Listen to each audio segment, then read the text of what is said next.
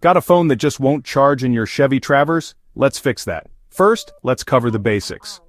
Make sure your phone actually supports wireless charging. Not all phones do, and some cases can block the charging signal. Next, check the alignment.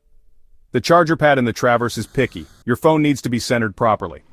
If it's off to the side, it might not charge at all. Still nothing? Try removing your phone case. Thick or metal cases can interfere with wireless charging. Now check for debris. Dust, coins, or even a receipt can break the connection. Clean the pad and try again. If your phone still won't charge, restart your Traverse. Sometimes the charger needs a reset, just like your phone does. Still stuck? Look for software updates on your phone and make sure your Traverse's infotainment system is up to date. If none of that works, the charger itself might be faulty. In that case, reach out to your Chevy dealer for help. So quick recap. Check your phone, align it, remove the case, clear debris, restart the car, update software, and if all else fails, call your dealer. With just a few steps, you can get your Chevy Traverse wireless charger working again. No stress required.